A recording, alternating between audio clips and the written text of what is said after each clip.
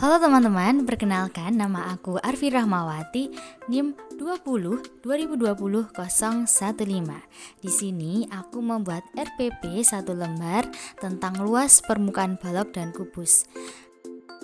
Untuk pembelajaran kali ini secara daring, dan pada pembelajaran kali ini saya menggunakan metode inquiry.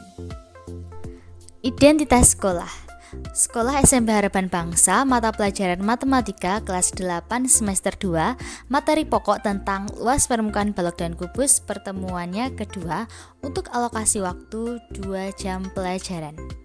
Untuk kompetensi dasar yaitu 3.9 membedakan dan menentukan luas permukaan bangun ruang sisi datar, kubus, balok, prisma, dan limas.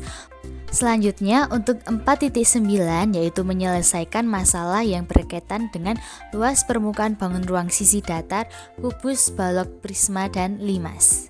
Selanjutnya, tujuan pembelajaran dari luas permukaan balok dan kubus yaitu yang pertama, melalui berbagai macam bentuk bangun ruang sisi datar yang diberikan, peserta didik dapat dengan benar menentukan bentuk bangun ruang balok dan kubus. Melalui prinsip penemuan terbimbing yang disajikan dalam bentuk LKPD, peserta didik dapat menentukan rumus luas permukaan balok dan kubus dengan benar.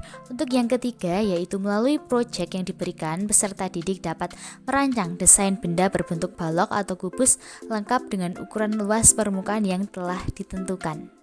Yang keempat, melalui teknik problem solving, peserta didik dapat menyelesaikan masalah yang berkaitan dengan luas permukaan balok dan kubus secara terperinci. Untuk mengukur kemampuan siswa, di sini saya menggunakan 3 penilaian, yaitu penilaian sikap, pengetahuan, dan penilaian keterampilan. Luas permukaan balok dan kubus ini merupakan kegiatan pembelajaran pertemuan kedua. Pendahuluan ini saya menggunakan alokasi waktu 7 menit. Yang pertama yaitu menyiapkan peserta didik secara psikis dan fisik dalam mengikuti pembelajaran. Yang kedua memberikan motivasi belajar peserta didik dengan menyampaikan berbagai gambar bangun ruang sisi datar balok dan kubus yang sering dijumpai di kehidupan sehari-hari. Untuk yang ketiga yaitu melakukan tanya jawab singkat mengenai dasar-dasar materi. Yang keempat, menjelaskan tujuan pembelajaran yang akan dicapai oleh peserta didik. Untuk kegiatan intinya, saya menggunakan alokasi waktu sekitar 18 menit. Yang pertama, melalui berbagai macam gambar bangun ruang sisi datar, balok, dan kubus yang sudah disediakan, peserta didik dapat menentukan bentuk bangun ruang sisi datar dan balok serta kubus. Yang kedua, melalui prinsip penemuan terbimbing yang disajikan dalam bentuk LKPD, guru memberikan pengarahan untuk peserta didik agar dapat berdiskusi menemukan rumus luas permukaan balok dan kubus. Yang ketiga, yaitu memberikan contoh soal beserta pembahasannya pada peserta didik dan mempersilahkan para peserta didik untuk bertanya mengenai pembahasan penyelesaian masalah yang diberikan. Yang keempat, guru memberikan soal-soal disajikan dalam bentuk Google Form dan peserta didik dapat menyelesaikan persoalan tersebut dengan benar.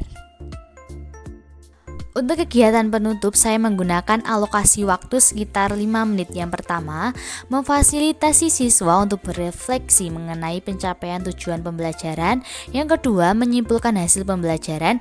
Yang ketiga, peserta didik menjawab satu pertanyaan yang telah ditampilkan pada PowerPoint melalui room chat. Yang keempat, melakukan doa penutup. Yang kelima, menyampaikan kata penutupan dengan terima kasih, menyampaikan pertemuan kegiatan berikutnya, serta mengingatkan kembali tugas yang harus dikerjakan. Selanjutnya di sini terdapat LKPD, KIKD, IPK, instrumen penilaian dan rubrik penilaian. Nah, kalian dapat diklik dari LKPD tersebut, kemudian nanti akan muncul Google Drive bentuk dari LKPD maupun KI, KD, IPK, kemudian ada instrumen penilaian, kemudian rubrik penilaian. Temanggung 17 April 2022, Guru Mata Pelajaran Arfi Rahmawati, Mengetahui Kepala Sekolah. Sekian dari saya mengenai RPP luas permukaan balok dan kubus. Terima kasih.